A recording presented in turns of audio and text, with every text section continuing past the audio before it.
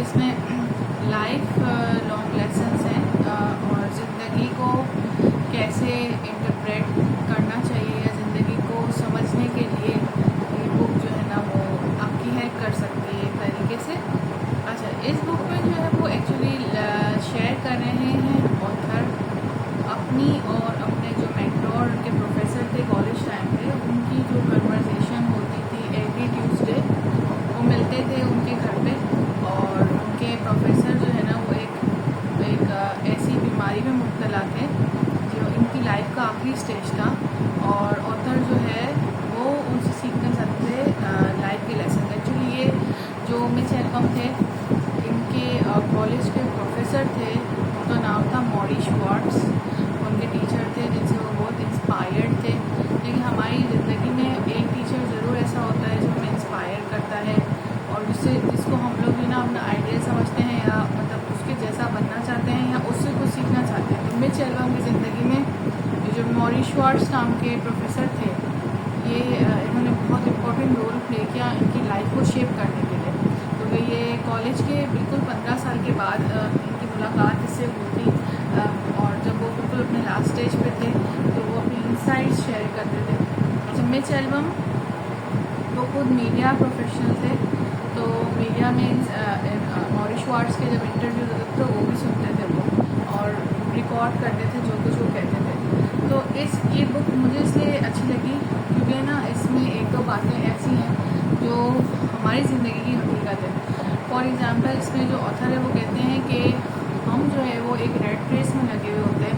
हम ये बोलते हैं कि हमारी ज़िंदगी का मकसद है अच्छा घर, बड़ी गाड़ी, बड़ा घर, और हमारे ऐसे मकसद कभी ख़त्म होते नहीं हैं, हमारी ऐसी ख्वाहिशें कभी ख़त्म होती नहीं हैं। लेकिन लाइफ का जो एक्चुअल मीनिंग है, यानी आप इस दुनिया में क्यों आए, वो आप तब सोचते हो जब आप डेथ के बिल्कुल करीब होते हो। तो इसमें वो कहते हैं कि जब इंसान ये अगर मौत को एक्सेप्ट कर ले कि वो मर जाएगा एक ना एक दिन, क्योंकि नेचर का पार्ट है, जो पैदा हुई है, जो चीज़ तख्लीक हुई है उससे फना तो होना है, सिर्फ खुदा की ज़ात को बाकी रहना है। तो once you learn how to die you learn how to live. अगर आप ये सीख लें, ये समझ लें कि एक दिन मरना है, तो आपको पता चल जाएगा कि आपको ज़िंदगी कैसे जीनी है और ज़िंदगी का असल मकसद क्या है। इसमें वो एक ये भी बात कहते हैं कि if you accept that you can die at any time then you might not be as ambitious as you are. जब आप सोच लेते हैं भाई एक दिन तो मरना ही मरना है, तो आप शायद वैसे एम्बिशियस नहीं रहें जैसे आप हैं अपनी ज़िंदगी के लिए। लेकिन आपका जो नज़रिया है वो चेंज हो जाएगा। हो सकता है कि आप जिन चीज़ों को अभी ज़्यादा अहमियत देते हैं, मनी हो गया, आपके करियर हो गया, आपका बिग हाउस हो गया, या आपकी मटीरियलिस्टिक चीज़ें हो गई, जब आप उस पर्सपेक्टिव से देखेंगे तो फिर आप उन चीज़ों को अहमियत नहीं देंगे, आपका नज़रिया बदल जाएगा। आप शायद रिलेशनशिप्स को ज़्यादा वैल्यू देंगे, आप जो है अपना टाइम लगाएंगे कम्युनिटी सर्विस पे या कुछ ऐसा करने की कोशिश करेंगे जिससे दूसरों को, जिससे आपके सराउंडिंग में रहने वाले लोगों को जो है वो फ़ायदा हो सके। तो यहाँ पे जो ऑथर कुछ लिखते हैं जो उन्होंने मॉरी से सीखा है वो मैं शेयर करती जाऊँगी बाय रीडिंग। जैसे लिखा है, we are too involve in materialistic things which don't satisfy us, the loving relationships we have, the universe around us, we take these things for granted. अक्सर हम लोग जो है वो ऐसे सोचते हैं ना, अल्लाह ना करे किसी की डेथ हो जाती है तो हम सोचते हैं कि काश हम उसको ये बोल देते, काश हम इसके साथ ये वक्त बिता देते, काश हम इनके साथ दो बारी बैठ गए होते, चाहे वो आपके ग्रैंड पेरेंट्स हो या कोई भी आपकी फैमिली का मेम्बर हो या कोई फ्रेंड हो जो दुनिया से चला जाता है, तब आपको रियलाइज़ होता है कि काश मैं इसके साथ थोड़ा टाइम स्पेंड करते। लेकिन अगर आप ये सब पहले ही एक्सेप्ट कर लें कि कोई भी किसी वक्त भी जा सकता है, तो आप उन चीज़ों को या उन लोगों को वैल्यू देंगे बजाय चीज़ों के, बजाय बीइंग मटीरियलिस्टिक आप स्पिरिचुअलिटी की तरफ जाएंगे। तो ये इस बुक का एक्चुअल जो है ना वो मकसद है। ठीक है, अब मिस एल्बम जो है वो कुछ टॉपिक्स लेकर जाते हैं अपने प्रोफेसर के पास। For example fear of aging, marriage, relationship, ये सारे, डेथ। तो वो हर टॉपिक पे जो मॉरी है ना वो हर चैप्टर में हर टॉपिक पे जब वो दूसरे को मिलते हैं तो कोई ना कोई लेसन देते हैं। फॉर एग्जांपल मैरिज पे उन्होंने बोला था कि if you don't respect the other person you are gonna have a lot of trouble. If you don't know how to compromise you are gonna have a lot of trouble. If you can't talk openly about what goes on between you and him और her you are gonna have a lot of trouble. And if you don't have a common set of values in life you are gonna have a lot of trouble. Your values must be alike. ठीक है, तो ये marriage पे उन्होंने बोला था। और इन्होंने क्या कहा था कि we also need to forgive ourselves. Yes, for all the things we didn't do, all the things we should have done. You can't get stuck on the regrets of what should have happened. That doesn't help you when you get to where I am. कह रहा था कि बाद में चीज़ें ये काम नहीं आती, ना स्टेटस काम आता है। क्योंकि एक स्टेटस पे उन्होंने बहुत अच्छा लिखा था कि अगर आप स्टेटस के पीछे भागोगे ना तो जो आपसे ऊपर लोग हैं वो आपको हमेशा नीचे ही समझेंगे, चाहे आप कितनी भी ऊंची उड़ान भर लो। और जो आपसे छोटे हैं ना वो आपके स्टेटस को देखकर या आपकी सक्सेस को देखकर हमेशा एनवियस ही होंगे, खुश कभी भी नहीं होंगे। तो स्टेटस के पीछे ना भागो और जो एक्चुअल चीज़ें हैं जिनकी वैल्यू होनी चाहिए लाइफ में उसके पीछे जो है ना आप लगो। फॉर एग्जांपल मैंने बोला कि having children, having the experience of being parent, ये बहुत इंपॉर्टेंट है क्योंकि उसमें जो है ना आपको सही सेंस ऑफ रिस्पॉन्सिबिलिटी मिलता है और सही मानों में आपको पता चलता है कि रिस्पॉन्सिबिलिटी क्या होती है, क्योंकि आप उस न्यू लाइफ को अपनी तमाम लाइफ दे देते हो और उसके लिए तमाम चीज़ें करते हो। ठीक है, और फिर वो टीचर की बात बताते हैं कि मेंटर कितना इम्पोर्टेंट होता है। ठीक है, have you ever really had a teacher one who saw you as a raw but precious thing, a jewel that with wisdom could be polished to a proud shine. If you are lucky enough to find your way to such teachers, you will always find your way back. ठीक है, तो teacher जो है वो अपने experiences से जो students को टीच कर रहा होता है। कह रहे हैं कि अच्छा टीचर जो है ना वो हमेशा याद रहता है। और मैं एक दो चीज़ें आपको शेयर करूँगी जो मैंने हाईलाइट की हैं इस तरीके से के अंदर आपको बताने के लिए।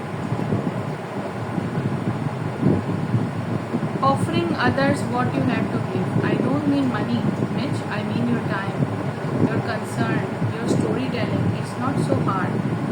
There is a senior center that मतलब वो कह रहे हैं कि एक सीनियर सेंटर ओपन हुआ था। वहाँ पे सीनियर्स को या जो लोग अकेले बैठे हुए होते हैं हॉस्पिटल में उनको सिर्फ आपका टाइम चाहिए था। आप उनके साथ जाके थोड़ा सा लूडो खेल लें, उनको भी खुशी होगी, आपको भी अपना जो है ना सेंस ऑफ रिस्पेक्ट आएगा कि मैं किसी के काम आया। जब आप किसी के काम आते हो या आप आपके पास किसी को देने के लिए कुछ होता है, चाहे वो आपका वक्त हो, तो आपको बहुत अच्छा महसूस होता है। There are plenty of places to do this. You don't need to have a big talent. There are lonely people in hospitals and shelters who only want some companionship. You play cards with a lonely older man and you find new respect for yourself because you are needed. Devote yourself to loving others, devote yourself to your community around you and devote yourself to creating something that gives you purpose and meaning. तो यही बोलते हैं कि आप community के लिए कुछ करें। ठीक है, और वो जो बात मैंने आपसे कही थी कि Mitch if you are trying to show off for people at the top forget it, they will look down at you anyhow and if you try to show off people at the bottom forget it, they will only envy you. अच्छा, इस book में एक और अच्छी बात ये थी कि इन्होंने बोला कि जो भी इमोशन आपके पास आ रहा होता है ना, जैसे आपको रोना आ रहा होता है तो आप उसको कंट्रोल करते हैं, ना कंट्रोल करें, रो दें। ठीक है, क्योंकि आपको वो जितना आप पूरा उसको एम्ब्रेस करेंगे, उस फीलिंग को पूरा फील करेंगे, तो आप बोलेंगे ठीक है ये इमोशन मेरे पास आया, मैंने इसको फील कर लिया, और आप उससे डिटैच हो जाएंगे कि ठीक है ये हो गया। फॉर एग्जांपल आपने किसी का कुछ अच्छा देखा और आपको एनवी हुआ कि मेरे पास भी ये होना चाहिए, तो बस वो एनवी फीलिंग आई और उससे अपने आप को डिटैच कर लें। तो किसी भी चीज़ से खुद को डिटैच करने के लिए पहले उसमें कम्प्लीटली इमर्स होना पड़ता है। ठीक है, अच्छा, by throwing yourself into these emotions, by allowing yourself to dive in all the way over your head, even you experience them fully and completely.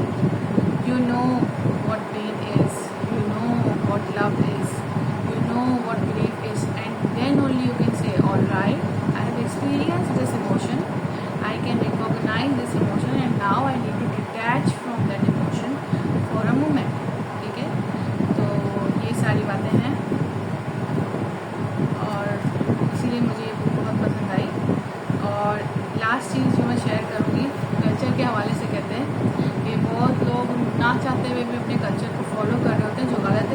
The culture we have does not make people feel good about themselves, and you have to be strong enough to say if the culture doesn't work, don't buy it. मौरी ने कहा कि मैंने अपना culture खुद बनाया था। मुझे जब दोस्तों के साथ बात करने का दिल करता था मैं बात करता था, मुझे म्यूज़िक पे डांस करने का दिल करता था मैं डांस करता था। ठीक है, मैंने एक प्रोजेक्ट ग्रीन हाउस किया था स्टार्ट, जहाँ पे पुअर लोगों को मैं मेंटल सर्विसेज दिलाता था, हेल्थ सर्विस जो है, ताकि वो डिप्रेशन से बाहर आ सकें। और ये रीड बुक्स उनको जहाँ पे होते थे ना लास्ट स्टेज पे भी अपनी लाइफ पे, तो वो उनके पास एक बुक शेल्फ था, वहाँ पर सारी बुक्स होती थी, वो अपने बुक्स के साथ काफ़ी टाइम स्पेंड करते थे। मतलब वो एंड में भी वो बुक्स, और उनका ये मानना था कि टीवी या स्क्रीन के सामने टाइम वेस्ट करने से अच्छा है बंदा बुक पढ़ ले, बंदा किसी फ्रेंड से बात कर ले, सोशल इंटरेक्शन बढ़ा ले। तो वो कम्युनिटी लवर थे और वो सोशल थे, जितना इस बुक में हमने पढ़ा इस हिसाब से। तो अब देखिए, ये बुक जो है ना एक नॉवेल की तरह है, story type.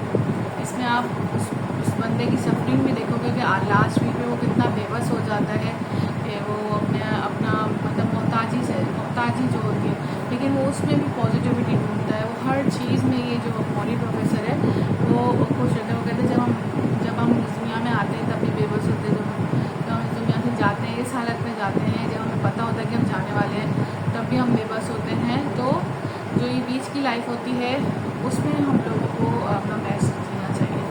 Tuesdays with Mauri, an old man, a young